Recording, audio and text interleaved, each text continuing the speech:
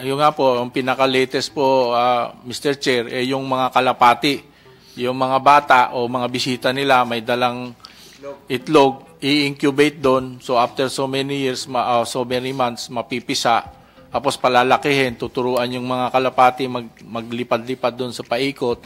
Pagdating naman ng mga bisita nila, ibibigay yung kalapati. Tapos matututo na yung kalapati bumalik doon sa kanilang mga pugad. Na sino ngayon ang magdetermine, magdedesisyon kung saan gagamitin, ipagpapatuloy mo ba? Medyo malaki-laki yung 1 bilyon.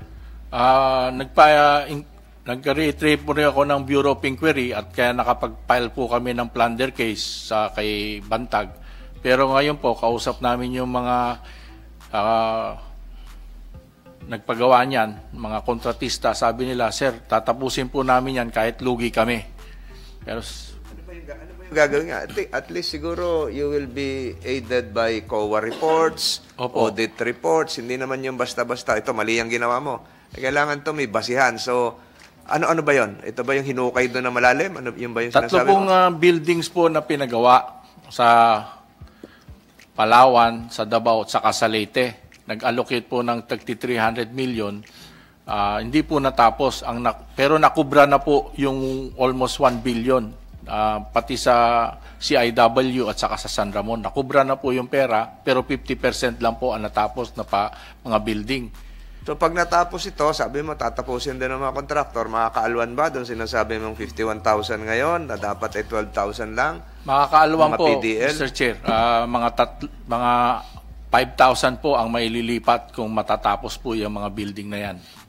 Hindi naman pala, kailan matatapos yon?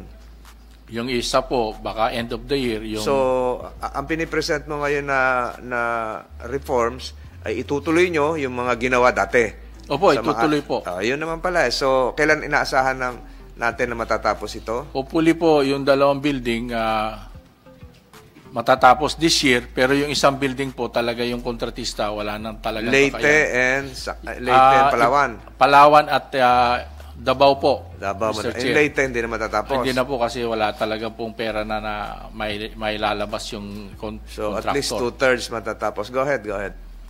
And then nga po, ito na po yung mga ginagawa ko ngayon. Ina-assess ko po yung capability ng Bucor kasi wala pong doctrine, wala pong organization structure, walang training, wala kaming leadership, wala kaming personnel na qualified at of course, most important, yung facilities. Pero kahit ganun pa man ang nangyari, kapag transfer na po ako ng PDL na 1,000 sa Iwahig at saka sa Sablayan, at nagtatarget pa rin po ako na maglipat ng 4,150 na PDL next year, para sa ganun, maibsan ang problema sa maximum. Nung umupo po ako, nakapagpa-release na po ako ng 5,600 PDL, no, from November 2022 to August 2023. And then po, nag-dismantle na po ako ng Cobol na 2,812 doon sa lahat po ng building ng New Bilibid Prison sa maximum.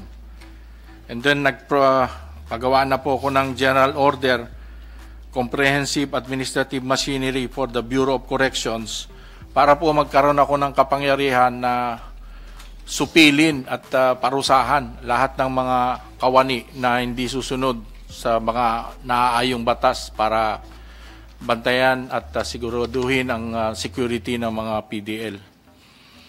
Nag-initiate na rin po ako ng cashless policy kasi wala na pong pera na iikot siguro sa pinaka-maagang panahon by end of September po.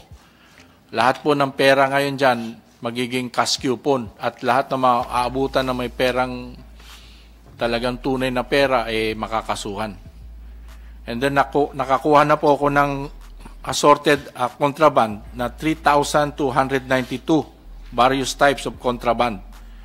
Ang karamihan po nito 10 firearms na 45, isang 40 caliber, may isang granada, may mga yung homemade shotgun, no? At marami pong mga cellular phone 252, yung electronic devices 180 at shabu, no, na marami po kami nakukumpiskang pera rin na almost 149,743. General, matigil ko kayo. Sa shabu po, sa illegal drugs, mga ilang kilo na pong shabu ang nahuli ninyo? Wala po pong, hindi po abot ng mga 200 grams po, worth of mga 2 million na po. Kasi nasabi niyo may perang nahuli. Opo. Siguro yun yung bunga ng transaksyon. Patuloy niyo ba bang pinapabulaanan yung pinakita ng first hearing na video na involve yung isang hopya na dineliver na may shabu? Opo, kasi po Still maintain that? Mini-maintain That po never namin. happened? That was not inside the Bucor premises? Opo, Mr. Chair. Kasi po hindi talaga lulusot yung ganong kadaming laki ng shabu na bloke-bloke. Ang makakalusot po, Mr. Chair, ang usong-uso ang ginagawa po ngayon, kaya po humingi rin kami ng tulong sa inyo, yung condom, pagpaumanhin na po, nilalagay po doon ng shabu. Tapos ilalagay po sa puwerta ng mga babae, hindi naman po namin pwedeng kapkapan yung mga babae, makakasuhan naman po kami ng human rights. Pero yung pong shabu na ipinakita nung yung video na pinakita na nilagay doon sa ube, hopya, hindi totoo? Hindi po totoo yun kasi pinasalungalingan din po nung dalawang PDL na nahuli, sabi na sila po yung gumagawa ng sachet, nagre-repack. Melvin ba yun? Opo, sila po nagre-repack pero nung prinisenta po naman doon, sila po yung wala naman pong mga tato yung nakita sa video. So walang nangyayaring repacking ng shabu sa Bucor? Ganun po ba? Hindi po ako makasigurado niyan.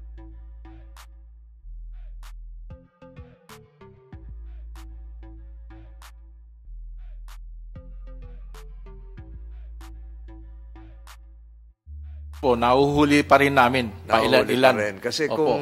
kung walang nakakapasok na marami, na malaking volume, ay walang gagayat-gayat na maliit na Opo. magiging sachet na shabu.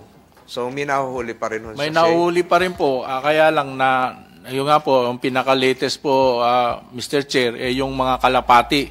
Yung mga bata o mga bisita nila may dalang itlog, i-incubate doon. So after so many years, so many months, mapipisa. Tapos palalakihin, tuturuan yung mga kalapati maglipad-lipad doon sa paikot. Pagdating naman ng mga bisita nila, ibibigay yung kalapati. Tapos matututo na yung kalapati bumalik doon sa kanilang mga pugad. So, balikan ko po ulit. Yung nabanggit nyo kaninang amount is just 2 million pesos worth of shabu. Yung pa lang. Sa panunungkulan nyo. Pero yun nga po, may utos pa rin po sa akin si Secretary na hanapin pa rin yan. Yung mga, patuloy po kami. Lahat po ng lugar sa Bucor, hinahalugog po namin. Meron pa po kami mga target na iba ay kakalkalin po namin talaga isa-isa. Kaya, ongoing pa ho yun. Opo. So, masasabi niyo pa ho, hindi pa rin shabu, drug-free ang Bilibid. Masasabi ko po, totoo po. Kaya talagang kailangan namin yung mga gamit na hindi talaga mga medyo kami kamahalan Go po. ahead with the presentation of the contrabands apprehended. Opo, ngayon dahil sa nangyari sa nakatakas po to si Kataroha, ma-stricto na po kami sa pagkokolekta ng garbage truck, fire truck, ambulances, kasi nga po wala na po tayong ngayon po ang sigarilyo po ngayon doon 7,000 na isang pakete. Pero may nakakalusot po, ang isang stick 70 pesos na po ngayon. Kasi talagang napakahirap na ng supply. And then of course yung drugs po, tuloy-tuloy po kami nagpapadrug test sa mga PDL at may nahuhuli pa rin naman Ang po kami. Ang sigarilyo ho, kontrabando?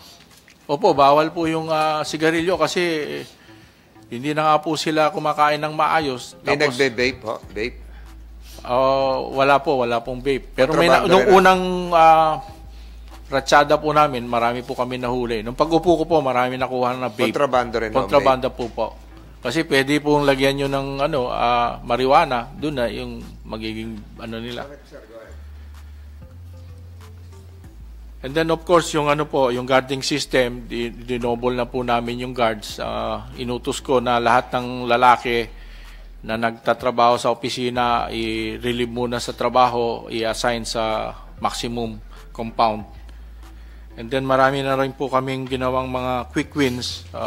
Pero ina-admit ko, baka nasobrahan ako ng pagmamalasakit sa mga PDL natin, kaya naman po naabuso nila yung ating pagmamalasakit sa kanila. Dumating po ng punto talagang